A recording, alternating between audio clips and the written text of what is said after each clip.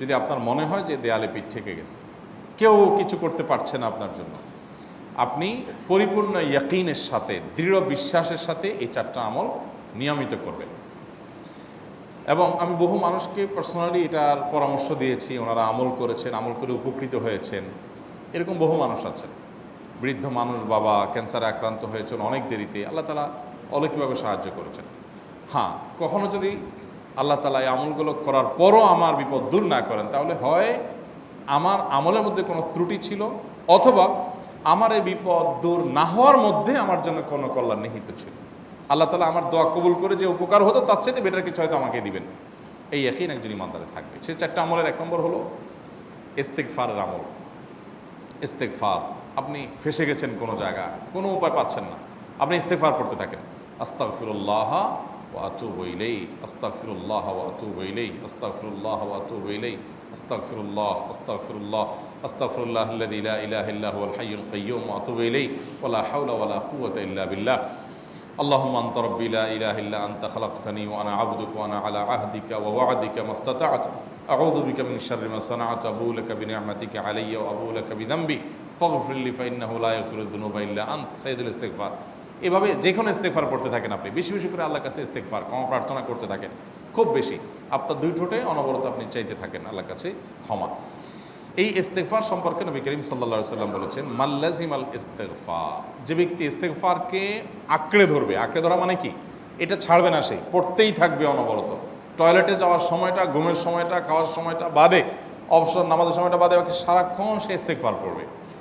এরকম যদি কেউ করে, আল্লাহ রাব্বুল আলামিন জাআলাল্লাহু লাহু মিন কুল্লি হাম্মিন ফারাজা ওয়া মিন কুল্লি যিকিন মাখরাজা, সকল পেরেশানি থেকে, সকল টেনশন থেকে বের হওয়ার পথ আল্লাহ তাআলা অলৌকিকভাবে তার জন্য আবিষ্কার করে দিবেন।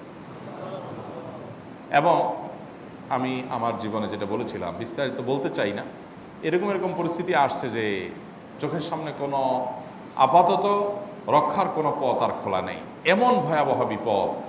ইস্তেগফার করতে করতে এমনভাবে আল্লাহ তাআলা সাহায্য করেছেন যে এটা কল্পনা করলেও মনে হয় যে স্বপ্নের মতো। কিভাবে এখন এই লোক এই জায়গায় আসলো আমার সাহায্যের জন্য, এই লোক তো এটা আমি এই জায়গায় আসার কথা না, টিকুনি এসে হাজির হয়ে গেলেন এবং উপকারটা, আমার সমাধানটা হয়ে গেল সমস্যা।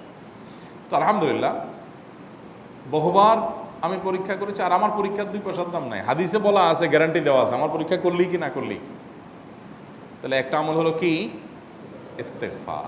সব সময়ের জন্য এটা কন্টিনিউয়াস করবেন, আর এমনিও অবসর সময় ইস্তেগফার করবেন।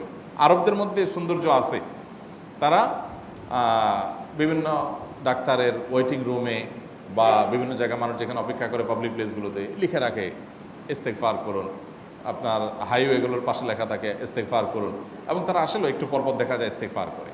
ভালো মন্দ গুণ সবার মধ্যে আছে, তাদের এই ভালো গুণটা আছে, ইস্তেগফার বেশি বেশি করা। আমরা ইস্তেগফার সচরাচর এইভাবে অনবরত অবসর সময় করার অভ্যাস অনেকের মধ্যেই নাই। আমরা এটা চালু করবো ইনশাআল্লাহ। বিশেষ করে যখন কোনো সমস্যা হবে, তখন ইস্তেগফার চলতে থাকবে মুখে অনবরত। ধীরে ধীরে মহব্বতের সাথে নিজেকে, নিজের পাপ অপরাধগুলোর কথা স্মরণ করে আল্লাহর কাছে মাফ চাইতে থাকবো, পেরেশানি দূর হবে ইনশাআল্লাহ। 1 নাম্বার 2, দুরুদ। নবী করিম সাল্লাল্লাহু আলাইহি সাল্লামের প্রতি দুরুদ পাঠ করা, এটা যদি আপনি নিয়মিত করতে থাকেন মহব্বতের সাথে, আল্লাহুম্মা সাল্লি আলা মুহাম্মদ ওয়া আলা আলি মুহাম্মদ কামা সাল্লাইতা আলা ইব্রাহিম ওয়া আলা আলি ইব্রাহিম ইন্নাকা হামিদুম মাজিদ, আল্লাহুম্মা বারিক আলা মুহাম্মদ ওয়া আলা আলি মুহাম্মদ কামা বারাকতা আলা ইব্রাহিম ওয়া আলা আলি ইব্রাহিম ইন্নাকা হামিদুম মাজিদ। আপনি একবার ছোট দুরূদ যদি পড়েন, সাল্লাল্লাহু আলাইহি ওয়াসাল্লাম, সাল্লাল্লাহু আলাইহি ওয়াসাল্লাম, আল্লাহুম্মা সাল্লি আলা মুহাম্মদ ওয়া আলা আলি মুহাম্মদ, শুধু এইটুকু পড়েন। জাযাল্লাহু আন্না মুহাম্মাদাম মা হুয়া আহলু, শুধু এইটুকু পড়েন। আপনি এভাবে যেই কোনো দুরূদ নবী করিম সাল্লাল্লাহু আলাইহি ওয়াসাল্লামের প্রতি যদি পড়েন এবং পড়তে থাকেন অনবরত, ইস্তেগফারের পাশাপাশি দুরূদের ক্ষেত্রে নবী করিম সাল্লাল্লাহু আলাইহি ওয়াসাল্লাম বলেছেন যে এইটা তোমার জন্য যথেষ্ট হয়ে যাবে। তুমি যদি আল্লাহর কাছে আর কোনো দোয়া করতে না পারো, শুধু দুরূদটা পড়ো, তোমার সব পেয়ে যাবে, কিচ্ছু লাগবে না। এক সাহাবী বলছেন, রাসূলুল্লাহ, আমার দোয়ার মধ্যে দুরূদ কত পার্সেন্ট রাখবো? আমি তো আমার অনেক কিছু আল্লাহর কাছে চাইবো, দুরূদ মানে তো নবীজির জন্য দোয়া, মানে আমার জন্য তো আমি দোয়া করবো, আপনার জন্য দোয়া কত পার্সেন্ট করবো? 1/3, 1/4, তারপরে হাফ, এবার বিভিন্ন পার্সেন্টেজ বলছিলেন তিনি। নবী করিম সাল্লাল্লাহু আলাইহি ওয়াসাল্লাম বলেছেন যে হ্যাঁ, এর বেশি করতে পারলে আরও ভালো, আরও ভালো। তো ভদ্রলোক এর বেশি, ওই সাহাবী রাদিয়াল্লাহু তাআলা আনহু, তিনি এর বেশি বাড়াতে একটা পর্যায়ে বলছেন যে আমি সব দোয়া আপনার জন্য করি। নবী করিম সাল্লাল্লাহু আলাইহি ওয়াসাল্লাম বলেছেন, তাহলে তোমার আর কোনো দোয়াই করতে হবে না, এর মধ্যে সব দোয়া চলে আসবে। কারণ আপনি যদি বলেন আল্লাহ আপনার নবীর প্রতি আপনি রহমত নাজিল করেন, আপনার নবীর প্রতি আপনি শান্তি নাজিল করেন, আপনি যেটা দোয়া করেন, তো আল্লাহকে আল্লাহর নবীর প্রতি আপনি রহমত নাজিল করতে বললে আল্লাহ তাআলা আপনার প্রতি রহমত নাজিল করবেন কি করবেন না? আপনি কাউকে খুশি করতে চান, কার কাছ থেকে কিছু আদায় করতে চান, তার ছেলেটারে যদি হাদিয়া তোহফা দেন, আদর যত্ন করেন, তো বাই ডিফল্ট অটোমেটিকলি ওই লোকের সিম্পেথি আপনার দিকে আসবে কি আসবে না? চোখ বন্ধ করে আসবে। তো আল্লাহর নবীর জন্য যখন আপনি দোয়া করবেন তখন আল্লাহ তাআলা আপনার মধ্যে রহমত নাজিল করবেনই, এটা নবী সাল্লাল্লাহু আলাইহি ওয়াসাল্লামের ওয়াদা। যে কোনো পেরেশানি, তিনি আরও বলেছেন যদি কেউ দুরুদের আমল করে নিয়মিত, আল্লাহ রাব্বুল আলামিন তার সকল পেরেশানির জন্য যথেষ্ট করে দিবেন। এই আমলটাকে সবগুলো দূর করার জন্য যথেষ্ট হয়ে যাবে।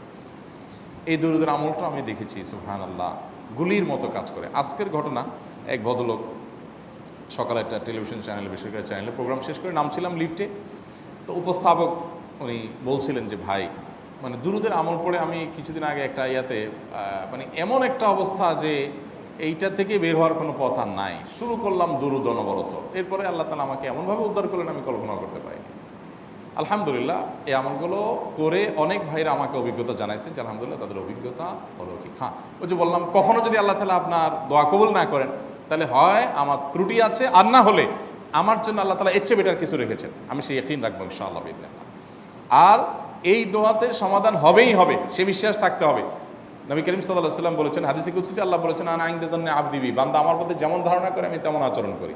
আপনি যদি চিন্তা করেন করে দেখি হয় কি না, দেখি ট্রাই করি, তাহলে ওই আল্লাহ তাআলা বলবেন ঠিক আছে দেখতে থাক। আপনি যদি ইয়াকিন করেন যে না নবী করিম সাল্লাল্লাহু আলাইহি ওয়াসাল্লাম যে বলেছেন অতএব সেটা হবেই, আর আল্লাহ রাব্বুল আলামিনের কাছে আমি ওইভাবেই চাবো যে আল্লাহ দিবেনই, আমি নিয়েই ছাড়বো, ইনশাআল্লাহ গুলি মিস হতে পারে, আপনার দোয়া মিস হবে না। ওই ইয়াকিন, ওই ঈমান আমার মধ্যে আনতে হবে, চেষ্টা করবো তো ইনশাআল্লাহ। তাহলে দুইটা আমল হলো, ইস্তেগফার আর দুরুদ। 3 নম্বর আরেকটা আমল হলো দোয়া ইউনুস। দোয়া ইউনুস, লা ইলাহা ইল্লা আনত সুবহানাক ইন্নী কুনতু মিনাজ জালিমিন। বেশি বেশি পড়তে থাকবেন, যখন বিপদে পড়বেন ইস্তেগফার আর দুরুদ পড়বেন সবচেয়ে বেশি, আর মাঝে মধ্যে দোয়া ইউনুস, লা ইলাহা ইল্লা আনত সুবহানাকা ইন্নী কুনতু মিনাজ জালিমিন। আল্লাহ সুবহানাহু ওয়া তাআলা কোরআনে কারিমে এই দোয়ার পরে বলেছেন ওয়াকাযালিকা নুনজিল মুমিনিন। এই দোয়া পাঠ করার মাধ্যমে ইউনুস আলাইহিস সালামকে পৃথিবীর ইতিহাসের সবচেয়ে অলৌকিক ঘটনা, সকল সায়েন্স, সকল আপনার বিজ্ঞানের তত্ত্ব সবগুলোকে আপনার সবগুলোর বিপরীতে বা সবগুলোকে আপনার ভুল প্রমাণ করে দিয়ে ওই জায়গাটার জন্য আল্লাহ তাআলা ইউনুস আলাইহিসকে মাছের পেটে ঢোকার পর সেখান থেকে আবার জীবিত রেখে বের করেছেন। অক্সিজেন অভাবে সেখানে এমনি মারা যাওয়ার কথা, আরও নানা কারণে মারা যাওয়ার কথা, তাই না? কিন্তু আল্লাহ তাআলা তাকে রক্ষা করেছেন, কারণ উনি ওই বিপদে পড়ার পর থেকে এইটা পড়তেছিলেন, লা ইলাহা ইল্লা আনতা সুবহানাকা ইন্নী কুনতু মিনাজ জালিমিন। তো আল্লাহ তাআলা কোরআনে বলেছেন এটা ইউনুস, তার নবী ইউনুস আলাইহিস সালামকে আল্লাহ তাআলা এটার মাধ্যমে রক্ষা করেছেন, সেটা তার জন্য খাস না, এটা তার জন্য স্পেশাল না, বরং আল্লাহ বলেছেন ওয়াকাযালিকা নুনজিল মুমিনিন, এটা দিয়ে আমি তাকে রক্ষা করেছি, একইভাবে ঈমানদারদেরকেও এইটার মাধ্যমে রক্ষা করব। এটা বড় অস্ত্র পেয়ে গেলাম। দোয়া ইউনুস বেশি বেশি পড়বো ইনশাআল্লাহ, লা ইলাহা ইল্লা আনতা সুবহানাকা ইন্নী। আমার দেশে আবার দেখা যায় বিপদ হয়ে গেলে তখন হুজুর ভাড়া করে যে ভাই আপনারা সবাই মিলে এটা 1 লাখ বার পড়ে দেন, 1.25 লাখ বার পড়ে দেন, টাকা দিব আপনারা পড়ে দেন। আপনারটা আপনি পড়বেন ভাই, হুজুরদের কাছে দোয়া চান সমস্যা নাই, আর হুজুরদেরকে খাটায়া টাকা দিবেন কেন, এমনি টাকা দিবেন না দিয়া, আর এই দোয়া নিজে নিজে করতে থাকবেন। ইউনুস আলাইহিস সালাম ওই সময় কি লোক ঠিক করছিলেন যে ভাই আপনারা সবাই দোয়া ইউনুস পড়েন, আমি গেলাম, আমি মাছের পেটে গেলাম, আপনারা বসেন সবাই দোয়া ইউনুস পড়া দেবেন, করছেন উনি? ওনারটা উনি করছেন, তো আপনারটা আপনি শুরু করবেন, দোয়া ইউনুস না। 4 নম্বর আমল হলো ইয়া যাল জালালি ওয়াল ইকরাম, এটা বিশেষ করে পাঠ করবেন।